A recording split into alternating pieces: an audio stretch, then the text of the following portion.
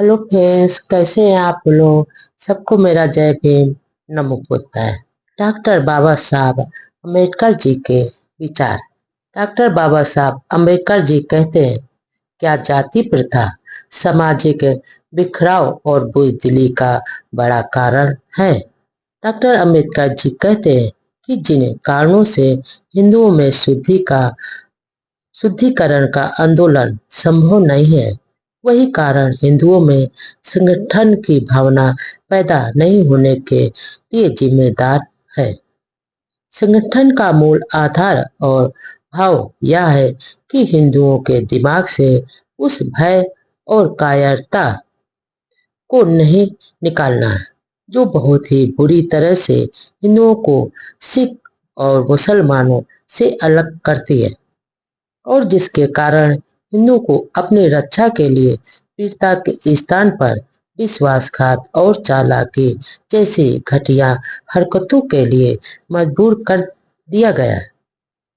यह स्वाभाविक रूप से सवाल उठता है कि सिख और मुसलमान में वह शक्ति और क्षमता कहाँ से आती जो उनको बहादुर और निडर बनाती है। मेरा मानना है कि बेहतर शारीरिक शक्ति, पौष्टिक भोजन और व्यायाम के कारण ऐसा नहीं होता है। वह शक्ति उस भावना के कारण आती है कि किसी एक सिख को खतरे में देखकर सभी सिख उसकी मदद के लिए पहुंच जाएंगे, और किसी मुस्लिम पर हमला होने की दशा में सारे मुसलमान उसकी रक्षा के लिए दौड़ पड़ेंगे। लेकिन किसी भी हिंदू के अंदर यह भावना नहीं होती है कि हिंदुओं को यह विश्वास ही नहीं होता है कि मुश्किल के साथ कोई दूसरा हिंदू उसकी मदद के लिए आगे आएगा। हमेशा अकेलापन महसूस करने की नियति के कारण वह निर्मल ही रहता है और कमजोर रहता है।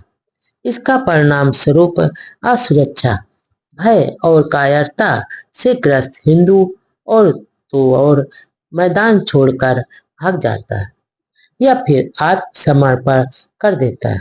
जबकि ऐसे संकट के समय एक सिख और मुसलमान निडर होकर डटा रहता है, क्योंकि वह जानता है कि हालांकि वह अकेला है, लेकिन लड़ाई में वह अकेला नहीं रहेगा।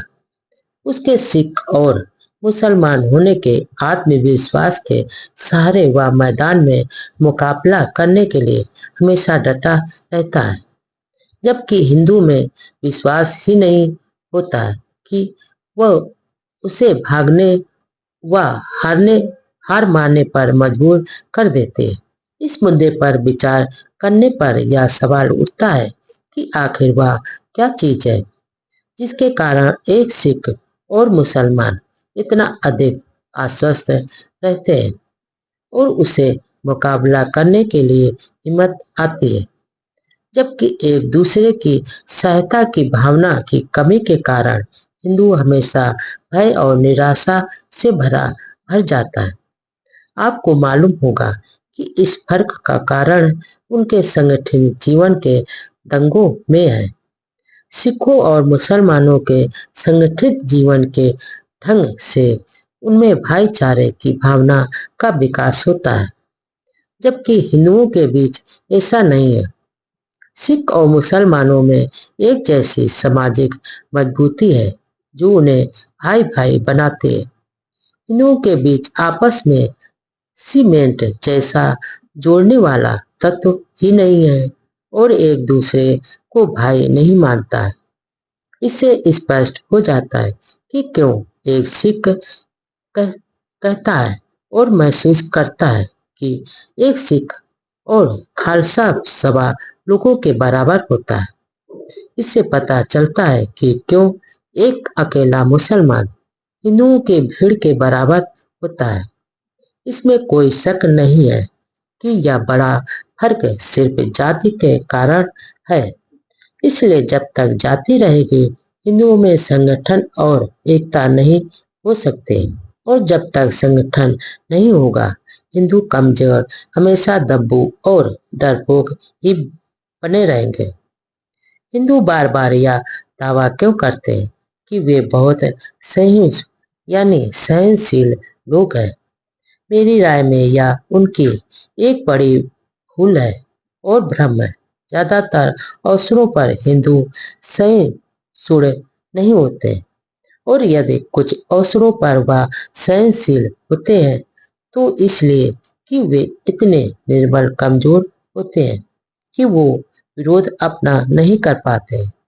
यहाँ तक उन्हें विरोध से कोई लेना देना नहीं होता क्योंकि बिल्कुल वो उदासीन होते हैं। यह कमजोरी और उदासीनता कि हिंदुओं के जीवन का इतना बड़ा हिस्सा बन गए कि हिंदू अपमान और अन्याय को चुपचाप बुजदिली से सहन कर लेता है। जबकि हिंदू समाज में मोरिस के शब्दों में जहाँ बड़े लोग छोटों को कुचल देता है, जहाँ ताकतवर लोग कमजोर को पीटता है और क्रूर लोग बेखौफ होकर यहाँ पर घूमते रहते हैं, जहाँ दयालु लोग हिम्मत नहीं होने के कारण चुप रहते हैं और बुद्धिजीवी वर्ग लापरवाह होते हैं। किंतु हिंदू देवता भी धैर्यवान और सहनशील है। इन सहनशील हिंदू देवताओं के कारण हिंदू समाज के दलितों और पीड़ितों की दयनीय दशा की कल्पना करना मुश्किल हो जाते हैं और उदासीनता किसी भी समाज को बीमार करने वाला सबसे बड़ा खतरनाक रोग है। आखिर हिंदू इतने उदासीन क्यों हैं? मेरे विचार में यह उदासीनता जाति व्यवस्था का परिणाम है जिसके कारण संगठन और आपसी मेल मिलाप तथा किसी अच्छे उद्देश्य के लिए सहयोग भी संभव नहीं हो पाता है।